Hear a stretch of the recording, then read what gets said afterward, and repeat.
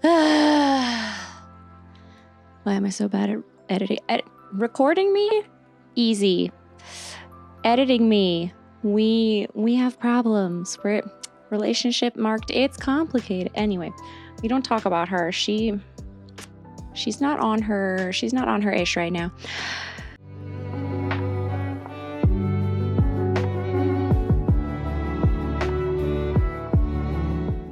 Hello, everybody. Leah Harlann here. Today I'm going to talk about all of the books I read in the month of August. August was quite a good reading month for me because I participated in the Magical Readathon hosted by G. I did post a TBR at the beginning of the month, which is quite irregular for me. I don't always plan what I'm going to read in a month or a certain period of time because I find that I don't usually stick to those TBRs.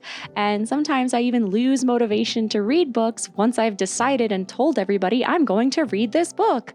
So yes, making a TBR, quite unusual, but there were prompts to meet and goals to achieve and a hard deadline to stick to where I was accountable to more than just myself. So I did have a good reading month and I did read the things that I said I would. Mostly. Let's get into it. This is going to be terribly unscripted. I'm so sorry. I am so backed up on videos to make, and I really just need to take advantage of this time that I have to make more of them while I'm here. Right. Okay. Moving on. So, first things first, let's go over the prompts that I did. If you don't know how the Magical Readathon works, you don't know like the callings and all of the prompts and stuff, you can watch my previous video where I explain what the Magical Readathon is and the books I read as part of my participation in it, as well as like sort of the goals I was hoping to achieve. In that one, I was pretty ambitious. I listed a lot of the qualifications and opportunities and sort of side quest type missions that I wanted to read books for, but those didn't quite end up happening. I did complete my main calling though, which was the main objective. I did have to complete that one. So I did that, and I did read a couple extra books, just not really many that qualified for what I had said at the beginning of the month that I was striving for. These were sort of things I picked up along the way. So the first course was Inscription, and that was the one that I had to read 3 books for. And my 3 picks for Inscription were Yellowface by R.F. Kuang, Shadow of the Gods by John Gwynne, and Mammoths at the Gates by Niveau. So let's get into those first. Yellowface, as expected, I absolutely loved. It was a 5 out of 5. So to tell you a little bit about Yellowface, this is R.F. Kuang's third sort of independent work, if we count the Poppy War trilogy as her first series. And then she wrote Babel last year, which was a big smash hit. Lots of different book content creators made videos about it. I absolutely loved it, rated it 5 out of 5. And so this one is the third sort of new work, and it's quite different from her previous writing. So, just because you liked Babel or Poppy War, that's not a guarantee you're going to like Yellowface. Yellowface is about these 2 women, June and Athena, who had very similar sort of paths in life in that they were trying to make for themselves. They both wanted to be authors. They both went to Yale and were the same age and took the same writing courses and writing workshops. And then they both sold and debuted their first books in the same year. But June, who is a white woman, had a very quiet, unsuccessful, honestly, what would be considered probably a failure in the publishing industry in terms of her debut. Whereas Athena, who is a Chinese American woman, had a fabulous, just absolute, what would you say, wunderkind debut. She became the starlet and the darling of publishing. June is there the night Athena dies quite suddenly and unexpectedly. And June actually steals Athena's finished manuscript for a book and then publishes it under her own name after making some edits and changes and sort of filling in between the spots that Athena hadn't quite fleshed out yet. It's all very interesting. You can definitely tell Rebecca put a lot of effort into... I'm talking too much. I'm already talking too much. And it's a very good social commentary on the publishing industry. I'm probably putting this horribly. I really do think I should just do a separate video where I can think out and script my thoughts better. But I do think that for people who had an issue with this, like, it's totally understandable, and it's very different from Kwang's prior stuff with fantasy. And some of them, obviously her works do have commentary on like social issues and things like that in her other works. But with this one, it's kind of the end all be all of the book.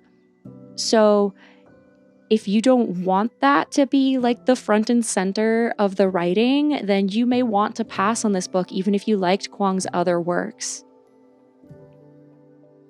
Second one, Shadow of the Gods. This may come as a disappointment to some people, but I ended up DNFing Shadow of the Gods. This is kind of tying to the last thing I mentioned where I had a slump mid to late August. And this was a big, like thick adult fantasy book that I still had on my list that I hadn't gotten to yet. I had checked out a physical copy of it from the library, but I just didn't even want to look at it most of the time. I took it on my trip when I had to fly for the weekend to a conference, but I just never opened it even once. To be fair, that was a really exhausting event. I pretty much like passed out almost as soon as I made it back to my hotel room every night. And yeah, so that one just didn't end up working. I think I got about 65 pages in before I gave up and called it quits. I hope to get back to it and give it another try someday, but yeah, I do have the guild perk in the readathon that allows me to count genuine DNFs. So I did go ahead and count this one as completed for the purposes of the readathon, but it is technically at this time a DNF. And then the third and final book in the inscription course exam that got me the distinguished grade, I believe. I think it went OQD. Yeah, so for distinguished was Mammoths at the Gates by Nevo. I had a digital arc of this novella, and I was so looking forward to it for months, ever since I got approved for it. I am such a big fan of the Singing Hills cycles. I try to talk about it at every possible opportunity. And this novella does release on September 11th, if I am correct.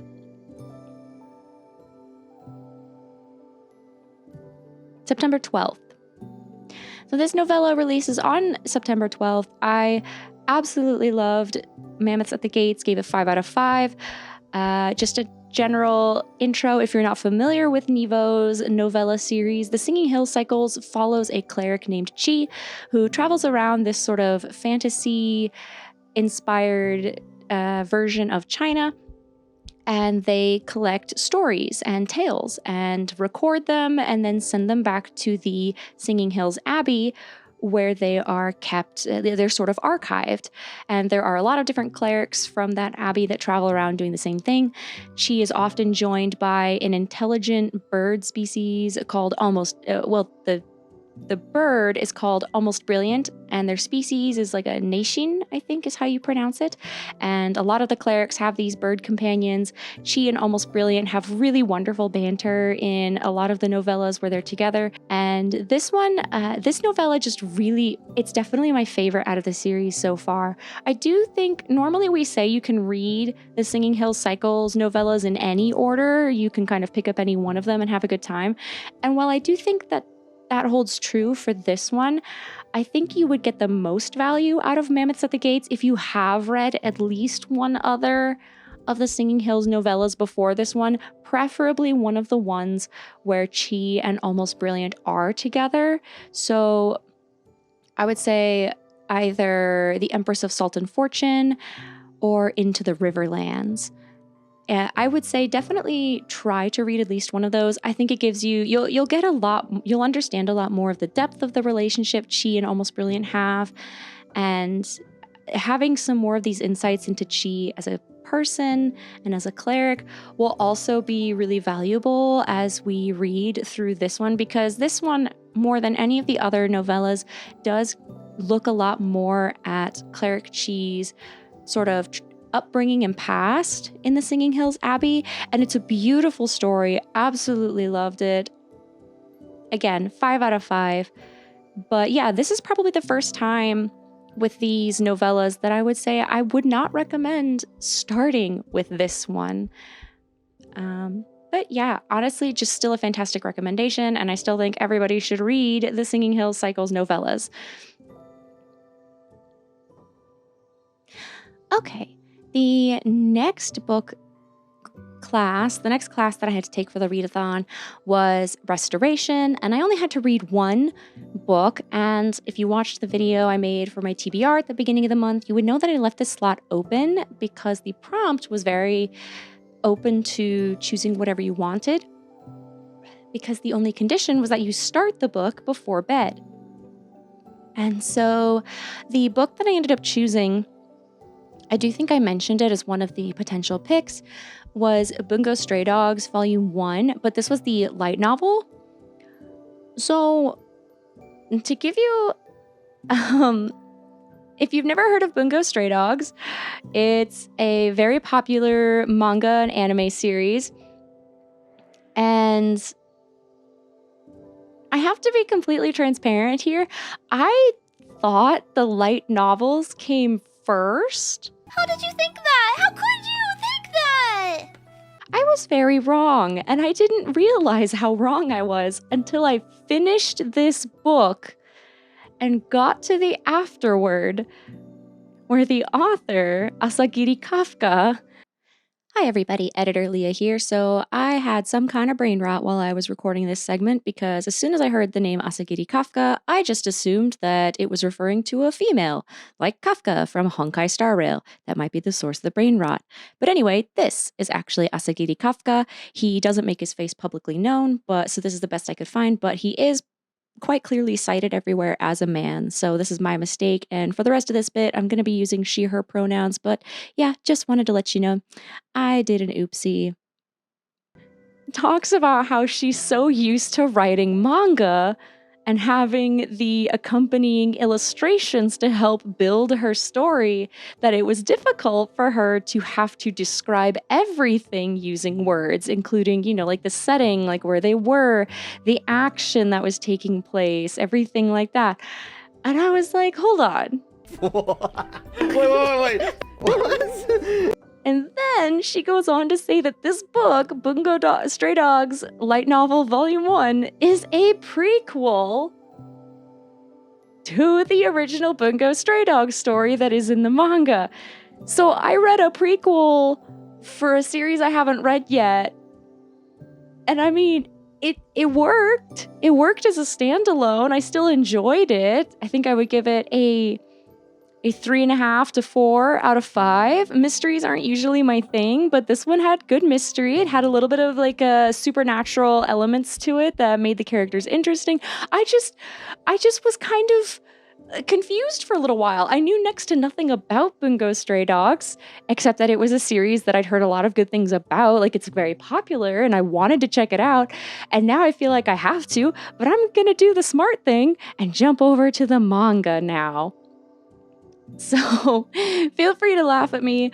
I never, when I was deciding to start Bungo Stray Dogs, I didn't do the smart thing, which was Google, where do I start with Bungo Stray Dogs? I just thought, oh, well, there's volume 1 of the manga, or there's volume 1 of the light novels. Usually light novels come before mangas. Mangas are just adaptations of light novels. So I'll just start with the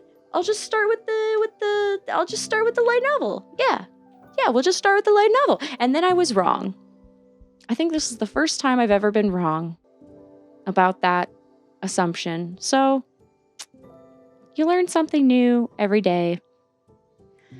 Next on the list was the book I had to read for my elemental studies class. This one was kind of interesting to pick. A lot of people in the readathon were having trouble finding good choices for it because the prompt was to pick a book that had Earth in the title.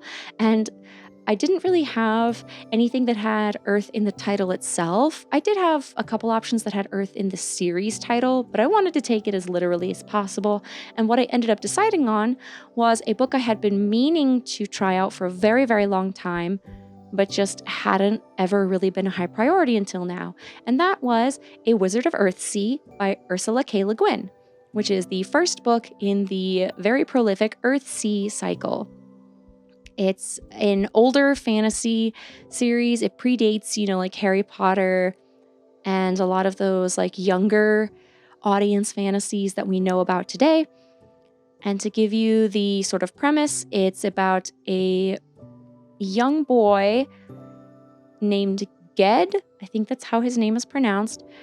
But he is also known as Sparrowhawk, and he, as a young boy, discovers he has a little bit of a knack for sorcery and small magics, and sort of becomes an apprentice to a really great sorcerer, but eventually goes off to a school to learn more about sorcery and magics. And eventually there is a sort of inciting incident that sets him off on a journey where he goes around all of the various islands of the Earthsea area and has to sort of complete this quest that does have, I guess, life or death stakes. But this is only the first book. And he does encounter a lot of sort of classic, it does have a lot of classic fantasy elements to it, which is why I'm really sad to say that I just had so much trouble with this book. I only ended up rating it 3 stars, and I initially started out reading it as an ebook that I had rented from my library, and then I had to switch over to the audiobook because I just was really struggling to read it at a decent pace, and I was on the verge of giving up with it. And then I was listening to the audiobook as I was driving when I could, and then on the plane to the conference I went to in August, except I kind of fell asleep. That thing put me to sleep, plus I had a really early morning flight. And let's just say, like, when I woke up, I kept rewinding, but then I kept dozing off. And so I only kind of vaguely remember some of the events in, like, the latter third of the book, but I did finish it eventually. I don't know if I'm going to continue the Earthsea cycle. I've heard so many good things. This is one of those foundational fantasy series that I feel like I really need to try at least once. Like, I need to give it a good... I don't know if what I've done so far counts as a good effort or not. Some people would probably say yes, others would say no. It's Ursula K. Le Guin. I really want to read a lot of stuff that she's written, and this seemed like the best place to start, but now I'm just really questioning that. We'll see. If I do read the second book in the Earthsea cycle, it probably won't be anytime soon, though, unless I'm just like still struggling really hard with the bigger epic fantasies and need something smaller, but still like more traditional fantasy vibes. The final class that I had required for my calling was lore, and I did have to read 2 books for it. The first one, which was quite fun, was a recommendation from a bookseller. And after quite an interesting conversation with an employee at my local Barnes & Noble, I was recommended Before the Coffee Gets Cold by Toshikazu Kawaguchi. And this ended up being the very first book that I read and completed for the readathon in the month of August. I enjoyed it quite a lot. I would give it probably a 4.5 out of 5 stars. Some people said it wasn't quite their cup of tea and they didn't really understand why everybody was raving about it so much a little while back. I mean, it has almost 300,000 ratings on Goodreads. It stands at a 3.72 average rating, which I think is fair because it's not for everyone. But if you like short stories or vignettes like this, then I do think it's worth giving a try. So to give you the premise, it's this sort of back alley coffee shop. And there's a sort of urban legend surrounding it that the coffee shop lets its customers travel back in time. And as it turns out, this is true, but with very strict limiting conditions. And so Before the Coffee Gets Cold covers 4 different visitors in these sort of episodic chapters, these sort of short stories that are all loosely connected. And each of the 4 customers takes the opportunity to meet the conditions that allows them to travel back in time to a very specific moment. And because one of the big limiting factors of this time travel is that you only have until your cup of coffee gets cold, hence the title, there's very little you can do or experience. And that's why, to me, the stories were each very interesting to see what profound, far-reaching effects these short trips were able to have on the customer, despite all of the rules and restrictions surrounding the process. I think it's a really effective way to include time travel as a story mechanic without getting too bogged down in all of the mechanics of it. And because you see it a lot in sci-fi, and it can be very frustrating for me when I see it. When people use time travel recklessly as a story mechanic or as a MacGuffin, because a lot of times using time travel not only erases the stakes of whatever our characters are doing, but it creates plot holes and creates a lot of logical paradoxes that, and a lot of times becomes a sort of ex machina.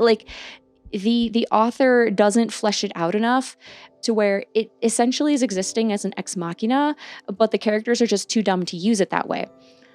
So I really liked all of the restrictions and limitations that there were surrounding the time travel in this short novel or this short collection of stories, because that kept me from thinking too deeply about it, and it let me focus more on the characters themselves and what they were doing with this small chance and this small opportunity that they had, and how the sort of repercussions and ripples from it had a much greater impact than just the existence of time travel at all. So I greatly enjoyed it. Like I said, gave it about a 4.5 out of 5. For some people, I would say the reading can also feel a little bit clunky if you're not familiar with Japanese culture. This is a translated work, and the translator did make some choices that I found a little awkward. And I was discussing this with someone else in the readathon server who said they didn't really enjoy it that much. And after talking for a while, we kind of came to the conclusion that might have been why they didn't enjoy it as much, is because they are more familiar with Japanese culture and literature. And so the translation choices kind of disrupted their enjoyment and reading experience. So just something to keep in mind. And the final required course book, again in the lore class, was the prompt was just clothing on the cover. So it was another one that I had left open on my TBR video. And I had listed all of these different books that could have fulfilled the prompt that I had on my TBR.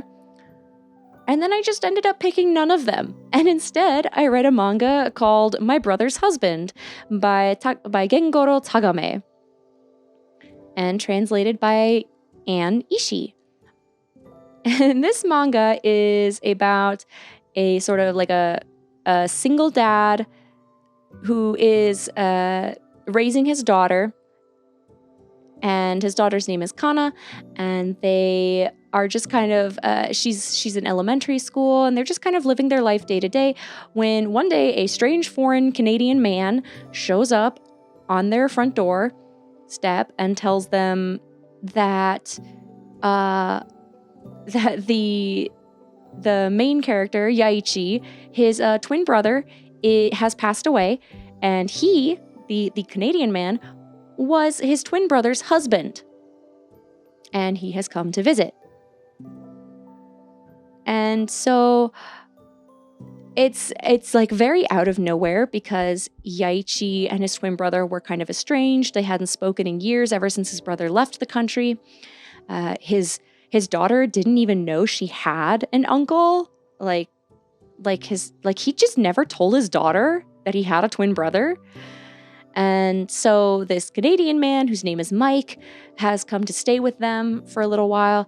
And we see that, like, right off the bat, Yaichi, while not sort of like outwardly homophobic, is clearly dealing with some internalized like homophobia just based on, you know, cultural influences, societal influences of how Japanese people talk about and perceive gay people. And it just really is a very interesting story.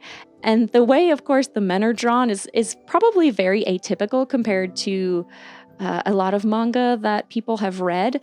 And the author, or the mangaka, Gengoro, actually has a career in drawing. I don't know what the actual terminology for it, but he draws like gay porn. What? Essentially, he draws like big beefy men being gay, and so this is like his first not explicit manga, and it's just kind of really interesting. I've never read any of his other works, but I enjoyed this one. So that was all of the books that I read as part of my requirement for the Magical Readathon. And I did say I didn't get to any of the sort of qualifications and opportunities that I had listed at the beginning of the month in my TBR video, but I did complete one side quest. The side quest was that there are a horde of cats in the school's library at Aurelium, and we had to, as a side quest, take care of them. And the prompt for the quest was to read a book with the letters S and P in the title. And so the graphic novel that I chose to read on a whim because it was available, available off the wait list at one of my libraries, was The Princess and the Grilled Cheese Sandwich by Dea Muniz. Now, I am a longtime fan of Dea Muniz. I have read a few different like webcomics by her, including I just lost the title. Blades of Furry. That is a webtoon that Dea and her wife have been making together for a while. It's been on hiatus for a bit. You know, fingers crossed that they get back to it soon. I think part of the reason it went on hiatus was because Dea was working on this graphic novel, and it's a really, really cute YA sapphic romance. All, of course, you know, with a name like The Princess and the Grilled Cheese Sandwich, that piques your curiosity, right? So the premise is that there is the main character, Lady Camembert, who is the only daughter of Count Camembert, but she is not interested in marriage at all. She turns away all the suitors, and she just cannot for the life of her imagine a future in which she needs to be married, even though that is the law, because her father, who is, you know, on his deathbed, cannot legally leave everything to her. She, as a single woman, could not inherit the Camembert estate. But before he passes away, they make a plan where she disguises herself as a man and he leaves everything to his son, who he had kept secluded from society. And then she moves away to the capital in the kingdom of Fromage. That's French for cheese, if you didn't know, where nobody would recognize her. Nobody would know that, you know, that Count Camembert had a daughter, and she can start her new life as Count Camembert. But she runs into the one and only Princess Brie, and they find out that they have quite a bit in common and start spending a lot of time together. And there's this sort of budding crush between the two of them. But of course, it's the classic conundrum of the Lady Camembert, who has to pretend to be a man, and then Princess Brie, who thinks that she's friends with this lovely gentleman, and oh, what's going to happen when the truth comes out, especially in this historical setting where gay marriage has never been is unprecedented. And yada yada yada. It's just it's an adorable story. It's so cute. The two main characters are very clearly modeled after Dea Muniz and her wife, and it's adorable. I loved. You don't need to know anything about them or have read any of their previous works to find this incredibly enjoyable, but for me, it was 5 out of 5, 10 out of 10. If I could rate it higher, I would, because I just knew ahead of time I was going to like it, already being familiar with their work, and this, it did not disappoint. And then the final work that I read in August, to be more precise, this was the final thing I finished in the month of August. It was a very long time coming. I had started it all the way back in March and then put it down before the spring equinox readathon, so it's kind of poetic that I finished it a few days into August in time to get going on the autumn magical readathon, the autumn equinox, and that is Tress of the Emerald Sea by Brandon Sanderson. This is the first Brandon Sanderson I have read in a while, although I have read quite a few Brandon Sanderson before, and honestly, it was kind of a nice welcome back into the Cosmere read for me. And it kind of pushes me to go check out. I feel inspired to go read a few more Sanderson books when previously I was kind of having a hard time deciding where I wanted to dip my toes back into the Cosmere. I think I'm going to follow up with Warbreaker because that is one that I have not read, but I very clearly noticed the connection between the two as it was referenced in Tress. And I know this book has had some differing opinions. Personally, I quite liked it a lot. I found the humor and everything very on point in its comparison, being like to The Princess Bride. Some people don't like a humorous narrative or narrator and the very the self-awareness and the sort of meta tone that the narrator takes, but as someone who's already read a decent chunk of the Cosmere, I enjoyed it quite a lot. I didn't remember a lot of the Cosmere, but you don't really have to for this, so another plus. If you haven't somehow already heard about Tress of the Emerald Sea and what it's about, it is a standalone that fits into Brandon Sanderson's widespread Cosmere that most of his works also fall under as a literary universe. But it features a planet that heretofore has not been visited in any of his other works, and a specific character named Tress, who has lived on a boring little rock in the middle of a boring sea. Oh yeah, and the sea is actually comprised of not water, but spores. Like little mushroom spores or something. And when these spores are touched with water, they kind of explode into various magical effects depending on the color of the spore. So Tress lives in, you guessed it, a sea of emerald spores, or green, if you want to be a little more mundane in your description. And these spores, when touched with water, explode into these big green vines. Really cool, also very deadly. And Tress has been living on this boring rock in the middle of this very dangerous sea, and no one's allowed to leave. And she is friends / has a crush on this other boy on the island named Charlie. And Charlie is sent away by his father to get married, and then is suddenly taken hostage by this figure named the Sorceress.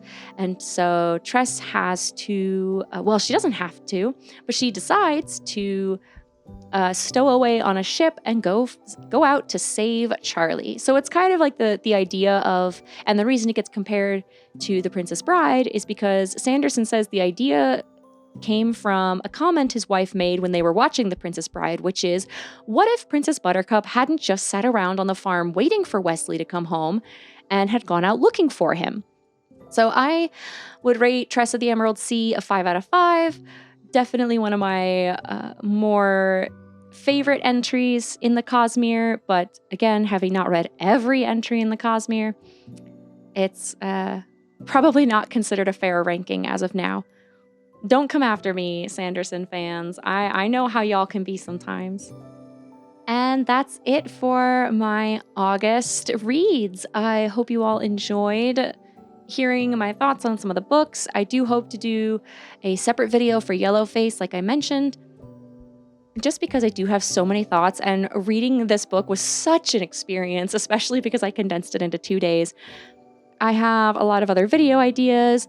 I'm going to go beat the crap out of editing me right now because she really needs to be working on this and like the 3 other videos she has on the queue because I haven't released anything in a long ass time. Who knows when this one will come out?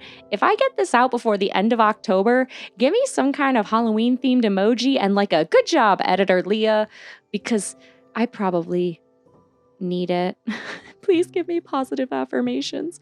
If you want to see content at least slightly more frequently, you can follow me over on TikTok and Twitter. I hope you maybe like and subscribe and leave a comment, do all that YouTube algorithm stuff.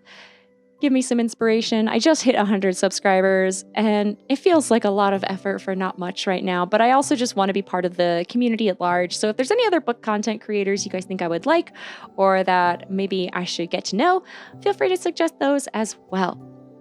And until next time, I hope you all read something interesting. Take care of yourselves. Bye-bye.